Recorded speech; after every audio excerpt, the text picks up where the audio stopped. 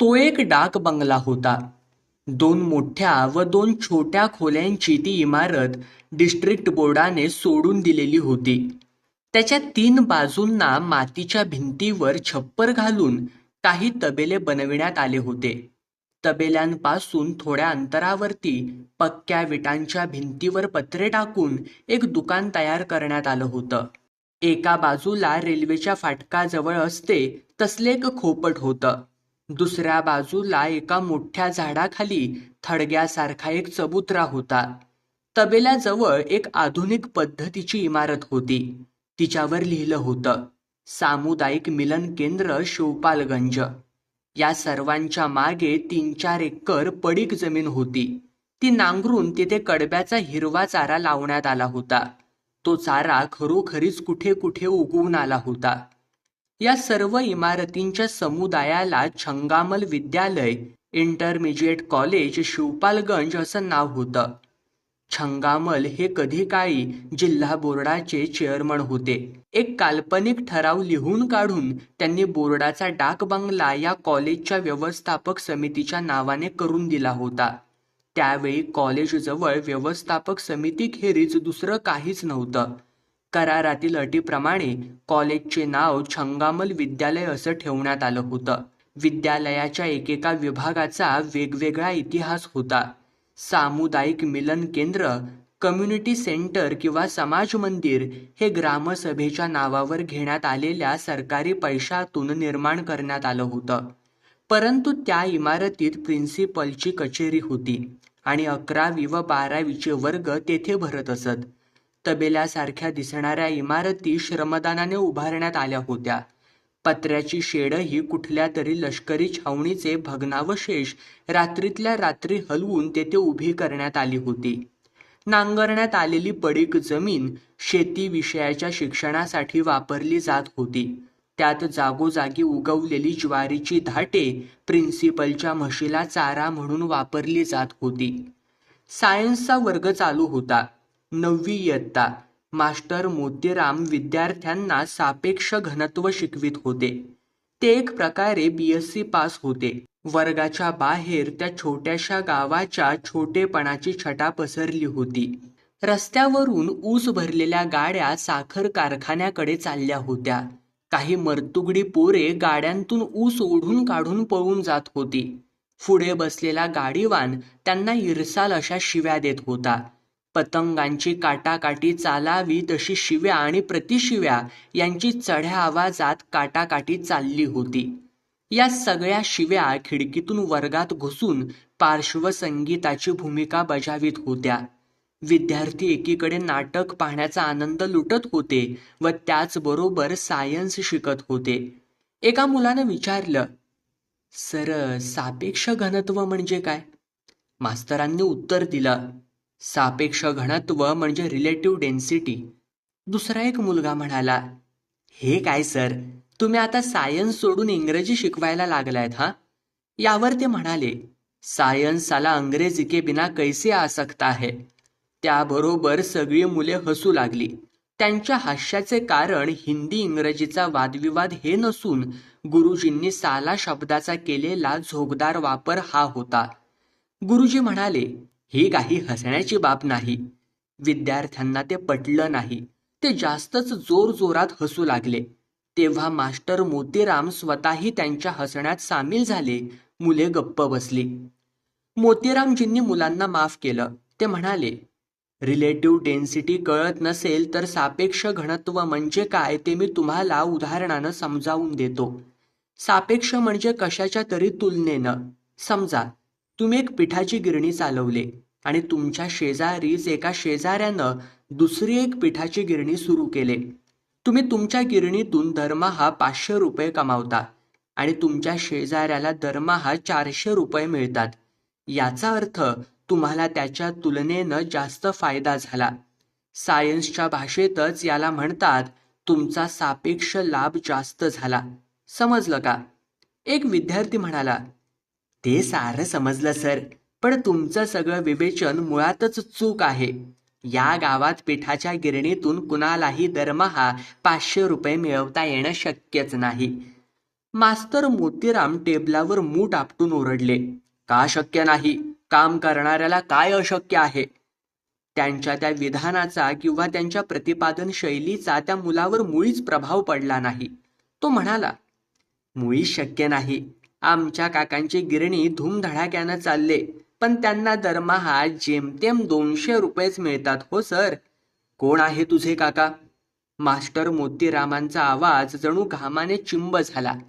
त्यांनी त्या मुलाकडे निरखून पाहून विचारलं, तू त्या बेमान मुन्नूचा पुतण्या काय? मुलाने आपला अभिमान लपविण्याचा प्रयत्न केला नाही.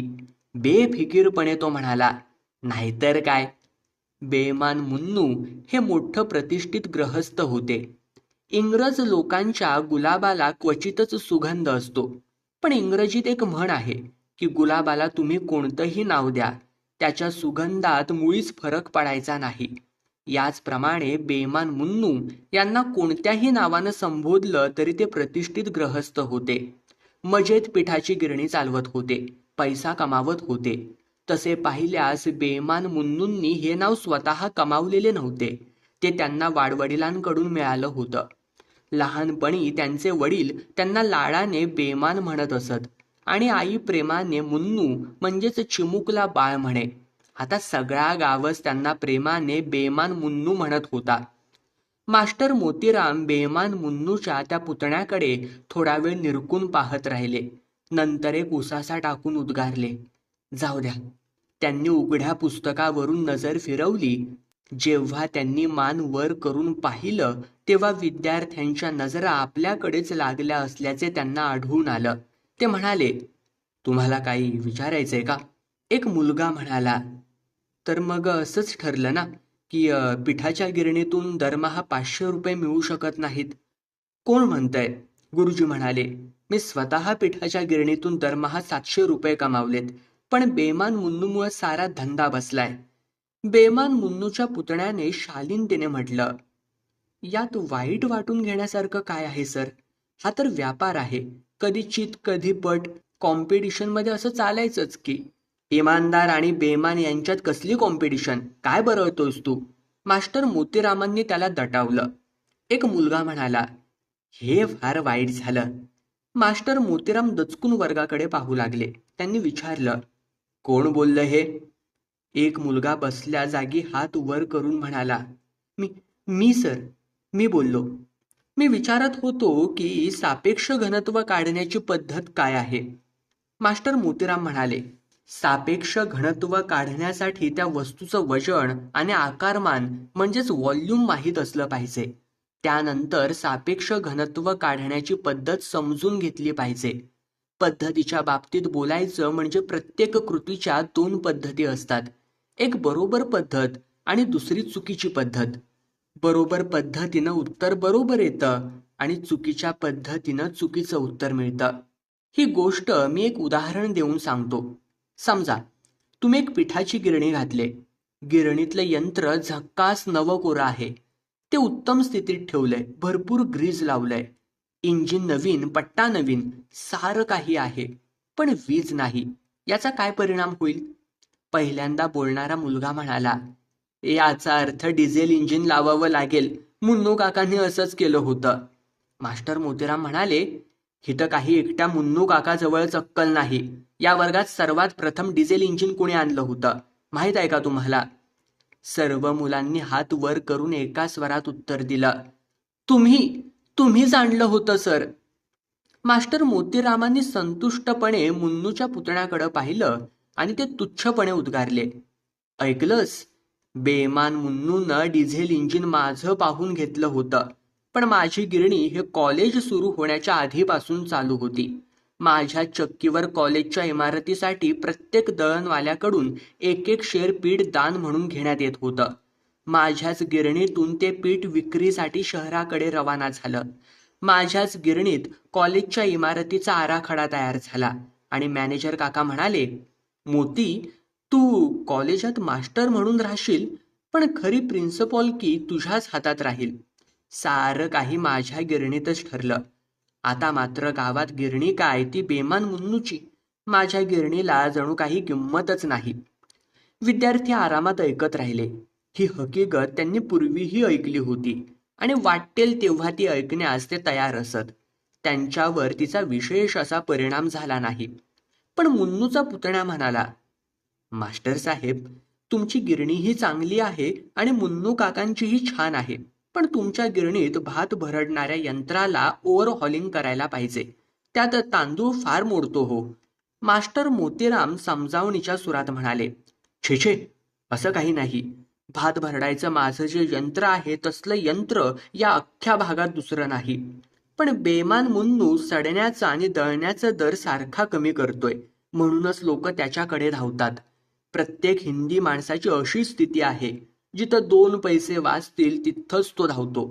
असं तर जगात सगळीकडेच चालतं, एका मुलाने तत्व प्रतिपादन केलं. सगळीकडेच नाही, फक्त हिंदुस्थानातच असं घडतं हा. ते थोडा वेळ विचार करून म्हणाले, तर काय, दर कमी केल्यानं होणारं नुकसान इतर लोक दुसऱ्या मार्गानं गिऱ्हाईकाचं पीठ चोरून भरून काढतात. आता ज्या माणसाचं नाव मास्टर मोतीराम आहे तो इतर सर्व काही करू शकतो, पण हे असलं काम कधीच करायचं नाही हो. एका मुलाने विचारलं, तर मग सापेक्ष घनत्व काढण्याची पद्धत काय ठरली? ते घाईघाईनं म्हणाले, तेच तर सांगत होतो. त्यांची दृष्टी खिडकीतून बाहेर गेली आणि रस्त्यावरील उसाच्या गाड्यांच्या वर 3 फूट चढून तेथून पुढे क्षितिजाला जाऊन थडकली. काही वर्षांपूर्वीच्या सतत भावसमाधीच्या पोजमध्ये राहणाऱ्या कवींप्रमाणे ते बोलू लागले. या अख्ख्या भागात तेवढं एकच यंत्र होतं. ते होतं लोखंडाचं, पण आरशासारखं चमकत होतं. अचानक वर्गाकडे पाहून त्यांनी विचारलं, काय म्हणत होतास तू? त्या विद्यार्थ्याने आपला प्रश्न पुन्हा विचारला, पण त्यापूर्वीच त्यांचे लक्ष दुसरीकडे गेले होते. विद्यार्थ्यांनीही कान टवकारून तो आवाज ऐकला. बाहेर ऊस लुबाडणाऱ्या व ऊस बचावणाऱ्या पक्षांतील शिवीगाईला मागे टाकून पट्टेवाल्याची खरडपट्टे काढणाऱ्या प्रिन्सिपॉलच्या आवाजाला निष्प्रभ बनवून म्युझिक क्लासातून बाहेर येणाऱ्या हार्मोनियमच्या म्याव म्यावला छेदून अकस्मात भक भक भक भक भक भक असा आवाज ऐकू येऊ लागला होता. मास्टर मोतीराम यांची गिरणी सुरू झाली होती. तिचाच तो आवाज होता. हा खरा आवाज होता. अन्न वस्त्राच्या तुटवड्याचा आक्रोश, दंग्या धोप्यांचा चित्कार या सर्वांच्या पलीकडे जाऊन खरा पुढारी जसा फक्त आत्म्याचा आवाज ऐकतो, त्याला दुसरं काहीही ऐकू येत नाही, त्याप्रमाणे मास्टर मोतीराम यांना दुसरं काहीच ऐकू येत नव्हतं. फक्त भग भग भग ऐकू येत होतं. त्यांनी वर्गातून बाहेर धूम ठोकली. विद्यार्थ्यांनी त्यांना वाटेतच अडवून विचारलं, काय काय झालं सर? अजून तासाची घंटा वाजलेली नाही. ते म्हणाले, मशीन दुरुस्त झालेलं दिसतंय, कसं काय चालतंय पाहायला हवं. ते दारापर्यंत गेले आणि अचानक तेथून मागे वळले. त्यांच्या चेहऱ्यावर व्यथा बसरली होती, जणू कोणीतरी जोरात चिमटा घेतला होता. ते म्हणाले, पुस्तकातून वाचून काढा, सापेक्ष घनत्वाचं प्रकरण महत्वाचं आहे. त्यांनी आवंडा गिळला. थोडा वेळ थांबून ते म्हणाले, इम्पॉर्टंट आहे. असे म्हणत असताना त्यांचा चेहरा पुन्हा खुलला. भग भग भग. वर्गाबाहेरच्या जटिल कार्यक्षेत्रातून त्यांचे कर्तव्य त्यांना साद घालीत होते. विद्यार्थी व पुस्तके यांचा मोह त्यांना अडवू शकला नाही. ते बाहेर निघून गेले. संध्याकाळी 4 वाजता प्रिन्सिपल साहेब आपल्या खोलीतून बाहेर पडले. मर्तुगडे शरीर, त्याचे काही अवयव खाकी पॅन्ट व शर्ट यांच्या खाली झाकलेले होते. पोलीस सार्जंटांच्या हातात असते तसली छडी त्यांनी काखेत धरली होती. पायात सँडल होतं. एकूण पुष्कळच स्मार्ट दिसत होते, पण वस्तुतः ते जेवढे स्मार्ट होते त्यापेक्षा आपल्याला ते जास्त स्मार्ट समजत असत. त्यांच्या मागोमाग नेहमीप्रमाणे कॉलेजचा कारकून येत होता. त्याच्याशी प्रिन्सिपल साहेबांची चांगली दोस्ती होती. ते दोघे मास्टर मोतीराम यांच्या वर्गाजवळून जाऊ लागले. हा वर्ग तबेल्यासारख्या इमारतीत होता. वर्गात कोणी शिक्षक नसल्याचे दुरूनच दिसत होतं. एक मुलगा खालपासून मांडीपर्यंत फाटलेला पायजमा घालून शिक्षकाच्या टेबलावर बसला होता व जोर जोरात रडत होता. प्रिन्सिपल शेजारून जात असलेले पाहून तर तो जास्तच जोराने रडू लागला. त्यांनी विचारले, काय रे, काय झालं? मास्टर साहेब कुठं आहेत? आता तो मुलगा उभा राहून रडू लागला. एका दुसऱ्या मुलानं सांगितलं, हा मास्टर मोतीरामांचा वर्ग आहे. यावर मास्टर साहेब कुठे गेलेत हे प्रिन्सिपलला सांगण्याची जरुरीच उरली नाही. कारकून म्हणाला, सेकंड हँड मशीन, तिची देखभाल अष्टप्रहर करावी लागते. मास्टर मोतीरामांना कितीदा सांगितलंय की ही चक्की विकून टाका, पण ऐकतील तर शपथ. मी स्वतःच एकदा 1,500 रुपये द्यायला तयार झालो होतो. प्रिन्सिपल साहेब कारकुनाला म्हणाले, ते जाऊ द्या, तिकडल्या वर्गातून मालवी याला बोलावून घ्या. कारकुनाने एका विद्यार्थ्याला सांगितलं, जा रे, तिकडल्या वर्गातून मालवी यांना घेऊन ये बरं. थोड्या वेळानंतर एक भला दिसणारा तरुण तिकडून येऊ लागला. तो दूर असतानाच प्रिन्सिपल साहेब ओरडून म्हणाले, अहो मालवीय, या वर्गाकडेही बघा की जरा. मालवीय जवळ येऊन छपराचा एक बांबू धरून उभा राहिला आणि म्हणाला, एकाच पिरियडला 2 वर्ग कसे घ्यायचे हो? रडणारा विद्यार्थी रडत होता. वर्गाच्या मागील बाजूस काही विद्यार्थी जोरजोरात हसत होते. इतर सारेजण या तिघांभोवती गर्दी करून उभे होते. जणू चौकात एखादा अपघातच झाला होता. प्रिन्सिपल साहेबांनी आवाज चढवून म्हटलं, फार कायद्याच्या गोष्टी बोलू नका इथे. खन्नाशी दोस्ती केल्यापासून तुम्हाला प्रत्येक बाबतीत अडचण भासायला लागले नव्ह. मालवीय प्रिन्सिपल साहेबांच्या तोंडाकडे पाहतच राहिला. कारकून म्हणाला, सरकारी बसेस करतात तसं करा तुम्ही मालवीय. रस्त्यात एक बस नादुरुस्त झाली तर मागून येणाऱ्या बसमध्ये पहिल्या बसचे सगळे उतारू कोंबून भरतात. या मुलांनाही तुम्ही तुमच्या वर्गात तसंच नेऊन बसवा म्हणजे झालं. मालवीय अत्यंत मधुर स्वरात म्हणाला, पण हा तर 9वीचा वर्ग आहे, मी तिथं 7वीला शिकवतोय हो. प्रिन्सिपल साहेबांची गर्दन सरकन वळली. माहितगारांनी ओळखलं की आता त्यांचे हात हाफ पॅन्टच्या खिशात जाणार आणि ते जोराने ओरडणार. तसंच झालं. ते म्हणाले, मला सारं कळतंय, तुम्हीही खन्नाप्रमाणे वाद घालायला लागलात. 7व्या आणि 9व्या वर्गातला फरक मला देखील कळतोय. हमका प्रिन्सिपल करने सिखाओ भैया, जौनू हुकम है तौनू चुप्पे करी आउट करो, समझेया की नाही?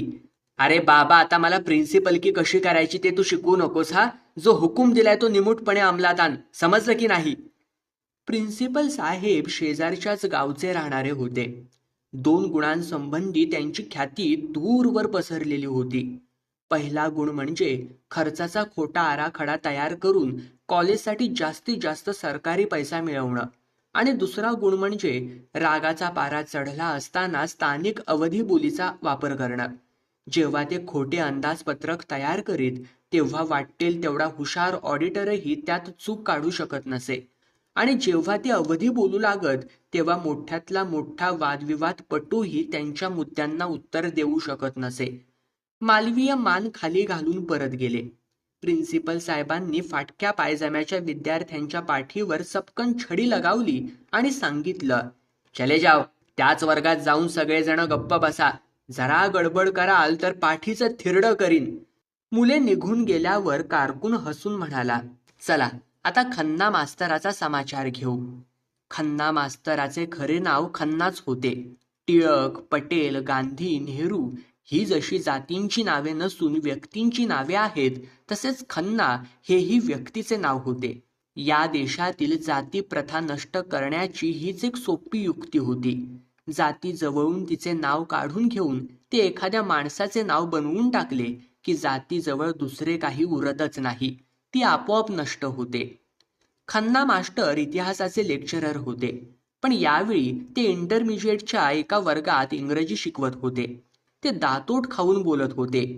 हिंदीमध्ये तू मोठमोठ्या प्रेमकथा लिहितोस, पण इंग्रजीत एखादं उत्तर द्यायचं म्हटलं की तुझं तोंड घोड्याच्या तोंडासारखं खाली लटकतं. एक मुलगा वर्गात मान खाली घालून उभा होता.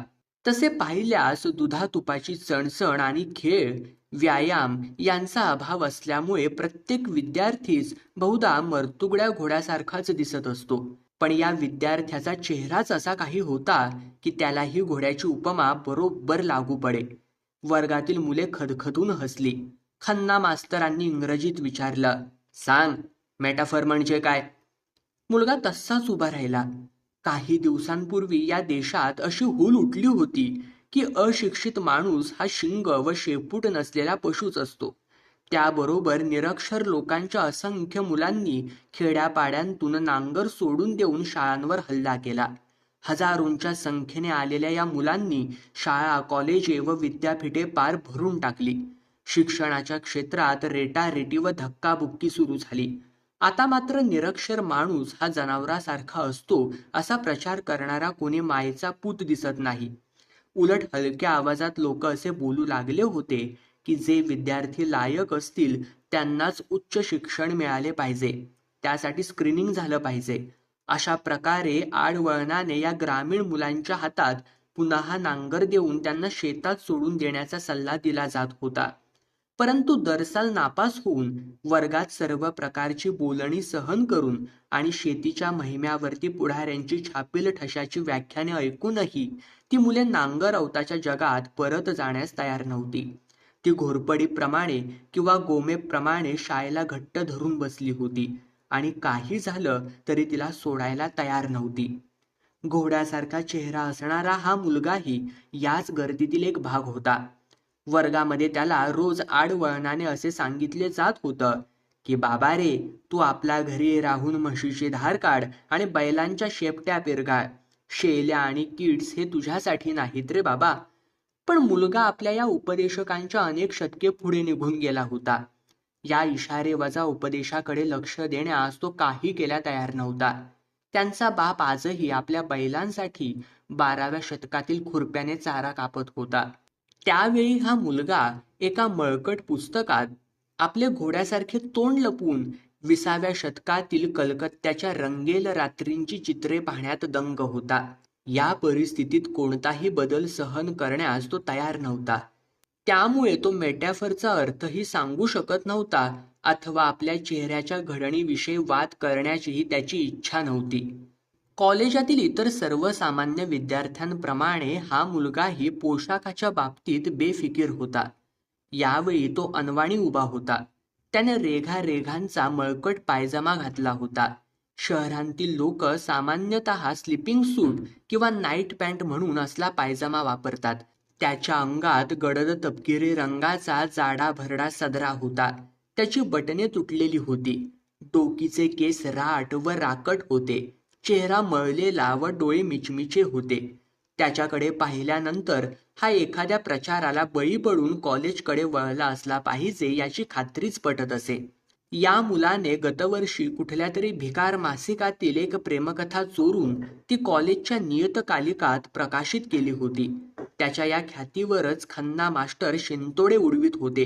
त्यांनी आवाज बदलून म्हटलं, कथाकारजी, काही बोला ना, मेटॅफर कशाला म्हणतात? खन्ना मास्टरांनी खाकी पॅन्ट व निळ्या रंगाचा बुशर्ट घातला होता आणि आपण स्मार्ट दिसावे म्हणून काळा चष्मा चढवला होता. खुर्चीवरून उठून ते टेबलासमोर आले. त्यांनी आपले बूट टेबलावर ओझरते टेकवले. ते त्या मुलाला आणखी काहीतरी बोलणार इतक्यात वर्गाच्या मागील दारातून प्रिन्सिपल साहेब डोळे वटारून पाहत असलेले त्यांना दिसले. व्हरांड्यात उभ्या असलेल्या कारकुनाचा खांदा पुसटसा दिसला. ते टेबलाचा आधार सोडून ताट उभे राहिले व म्हणाले, जी, शेलेची कविता शिकवत होतो.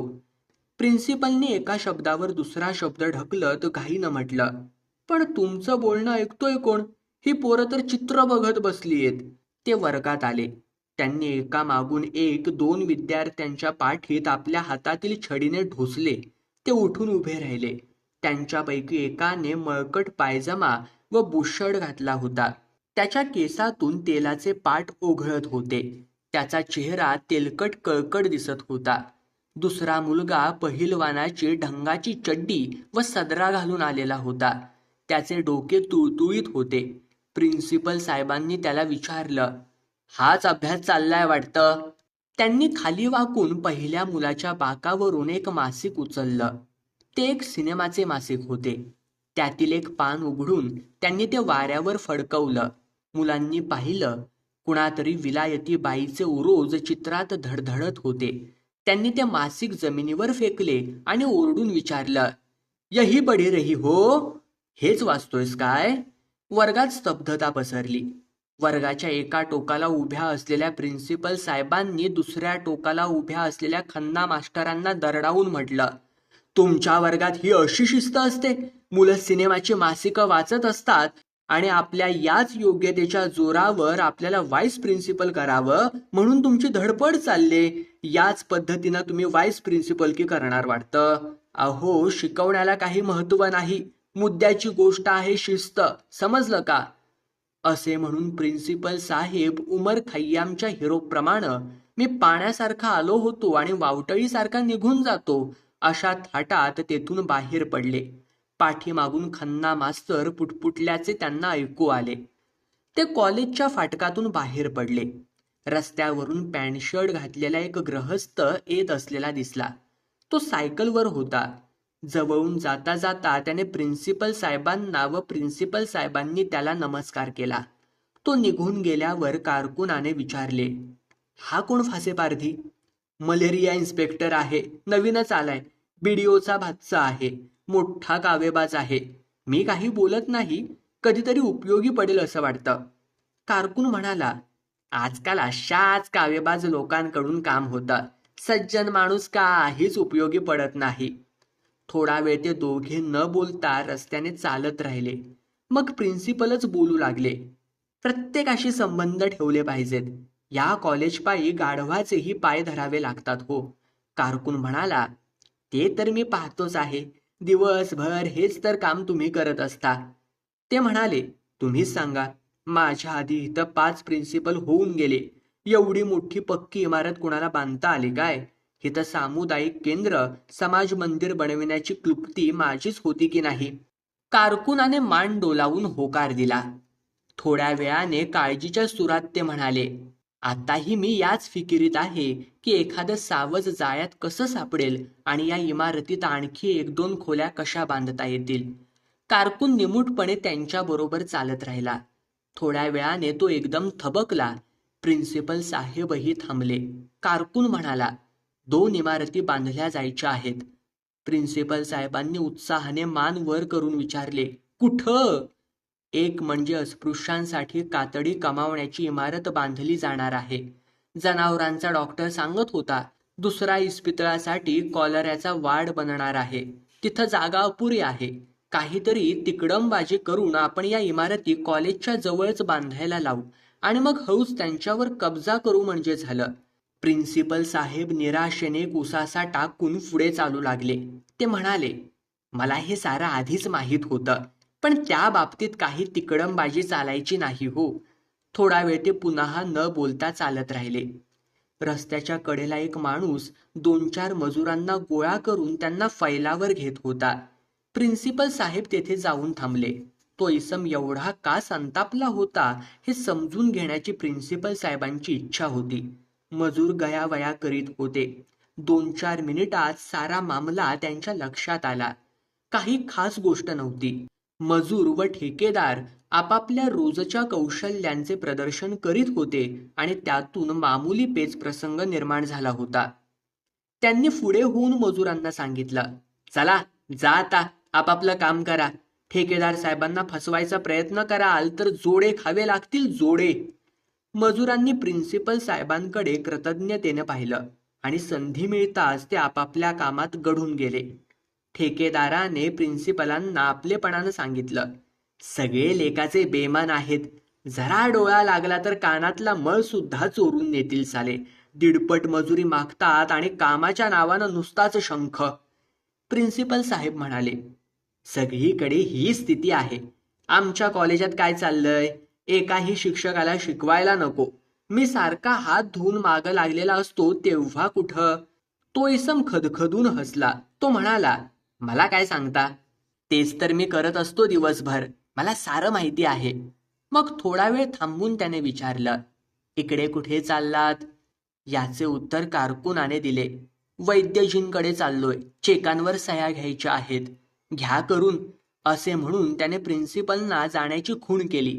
ते जेव्हा जायला निघाले तेव्हा त्याने विचारलं, आणखी काय हाल हवाल? प्रिन्सिपल थांबले. ते म्हणाले, ठीक चाललंय. ते खन्ना बिन्ना बडबड करीत असतात. तुमच्या आणि माझ्या विरुद्ध प्रोपोगंडा करत फिरतात.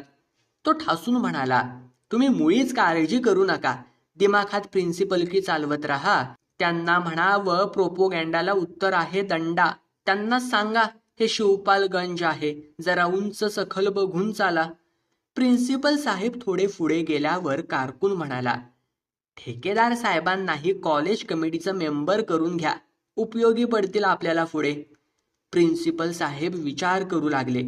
कारकून म्हणाला, 4 वर्षांपूर्वीची संरक्षकाची पावती फाडून देता येईल. व्यवस्थापक समितीतही ते असले पाहिजेत, म्हणजे मग सारं काही ठीक होईल. प्रिन्सिपल साहेबांनी लागलीच काही उत्तर दिलं नाही. थोडा वेळ थांबून ते म्हणाले, वैद्यजींशी बोलून पाहूया. या सगळ्या वरच्या राजकारणाच्या गोष्टी आहेत.